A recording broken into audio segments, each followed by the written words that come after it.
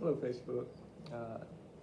Caleb here at the Millington Public Library, and my little talk here for the next few minutes is going to be about graphic novels, specifically superheroes. That's why the program's called Superheroes in the Shelves. So first, let's talk about what a graphic novel is, just to make sure we're all in the same starting place here. So a graphic novel is just a novel told in comic strip form. Do you want to dispel a myth right now that it is not a lesser form of reading? Yes, it is. They are faster to read, and then sometimes they're actually easier, but the story is still all there. It's just how our brains process it is differently.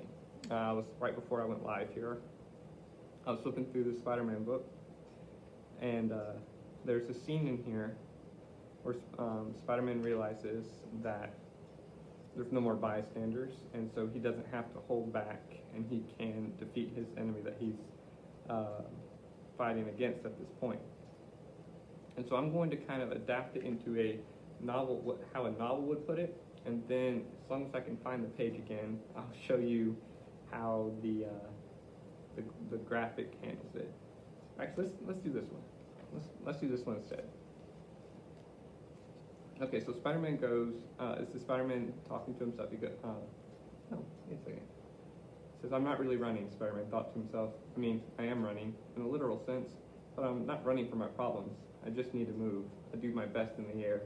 Spider-Man leapt off the building, extended his arms, flipped, and landed on the next rooftop before shooting another web. So that's kind of how a novel would put it. Within the graphic novel format, you see the speech bubbles by how they're colored differently, and they are that indicates that they're internal because there's not connecting to any character. And then you see the action of him jumping and flipping and shooting the web. So that's how graphic novels are different in a sense that they contain a well-written graphic novel contains some of the same information that you would find if it was adapted into a novel, as many graphic novels actually have been. It's just how it's laid out on the page is different. So with that, there's different kinds of graphic novels. The superhero ones I'm going to talk mostly about today are typically called trades. They collect the individual comic books like this into 5 or more, or take 5 or more and put them in a volume, and that's a graphic novel, a trade graphic novel. Now, of course, there's graphic novels like these here that are written and illustrated and put together specifically to be read together, not serialized. And then there are bigger books, omnibuses, which just like novels, a novel omnibus just takes more than one novel, squishes them together into one publication. That's what the graphic novels are, it's just more content. They come in fiction and nonfiction. So here's George Takei's They Call Us Enemy, his memoir, illustrated and put into a graphic novel format.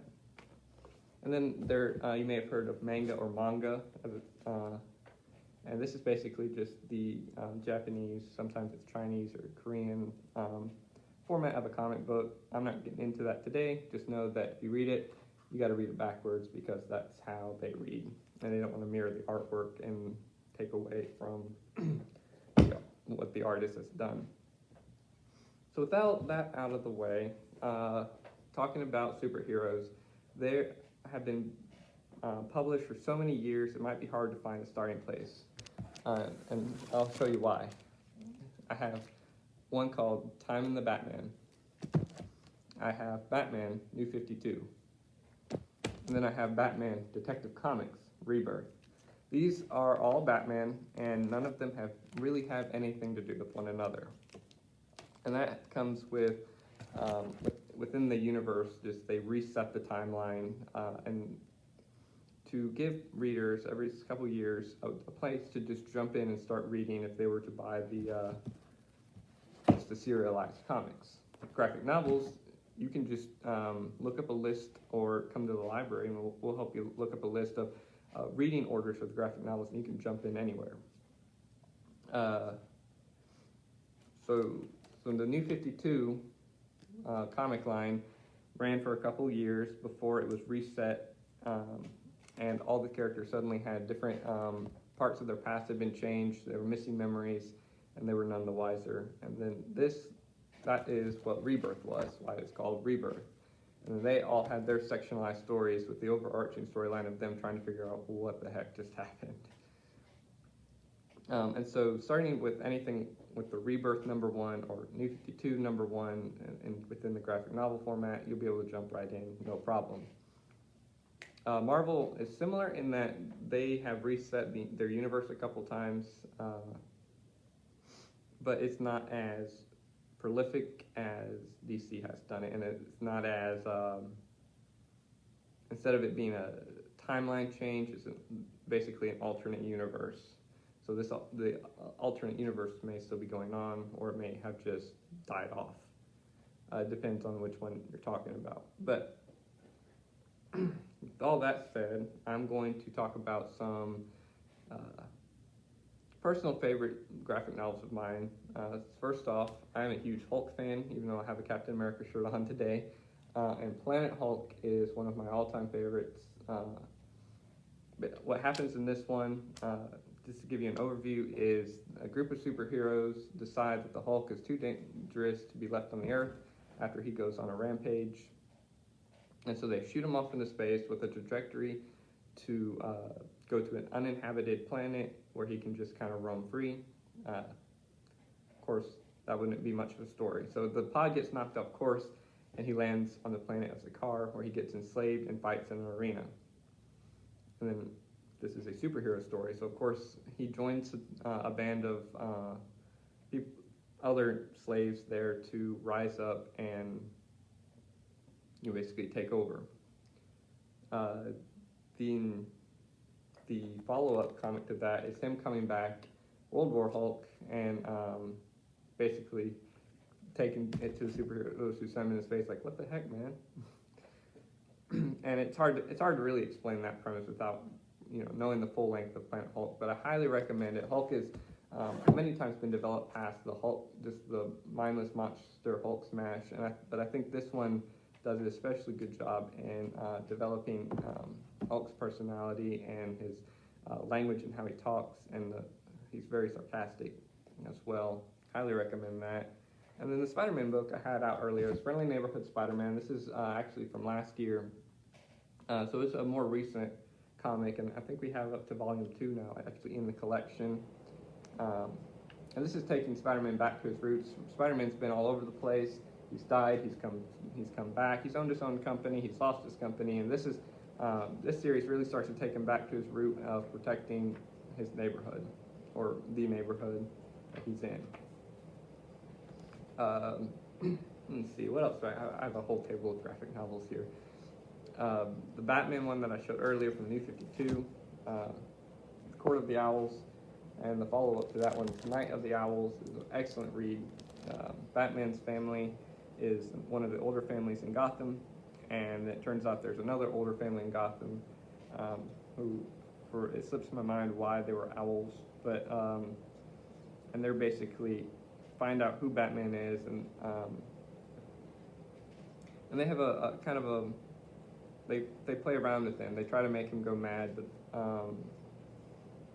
but of course he's Batman, so that doesn't happen, or does it? You'll have to read it.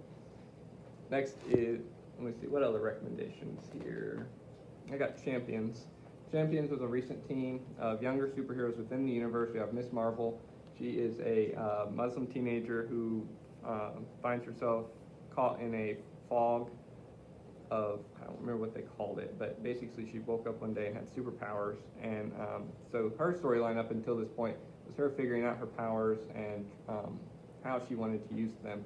She's called Miss Marvel because she named herself after Captain Marvel, which you may know from comics, or you may know it from the movie that came out, and she was an idol of hers. So we got Miles Morales Spider-Man, which is from an alternate universe where Peter Parker dies, and Miles takes on the Spider-Man mantle. And we got several other young heroes that look at the current, Captain America and Iron Man and Thor, and see how they succeeded, where they failed, and basically build a team to try to do it, to succeed where the previous heroes succeeded, but also succeed where they failed, and it's a very interesting concept, and seeing them interact with these other heroes, because they do still interact with Captain America and Falcon and all of those folks. It's an interesting dynamic. This is actually number 1, and we have a few of those here. Then these I have not read yet, but these are ones on my personal list that as soon as I have some time set aside, I'm going to read them. So I want to talk about them because I'm aware of them and I know kind of what they're about. I just haven't had a chance to sit down and read them. And so the first one is the Odyssey, and we have one for the Iliad too, bringing it back to our mythology and fairy tale themes. It's just the graphic adaptation of Homer's Odyssey and Iliad, respectively.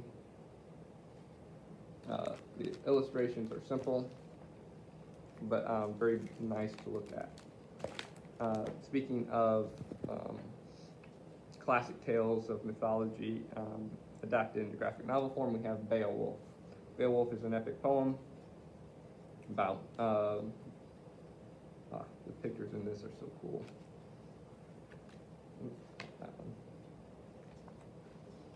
And again, the great thing about graphic novels is the different art styles that you'll come across. If you find the art style you really like, you can actually, I really like Alex Ross, and so I've read just about, I want to say half of everything that he's kind of collaborated with and done art for, just because I love his art style so much.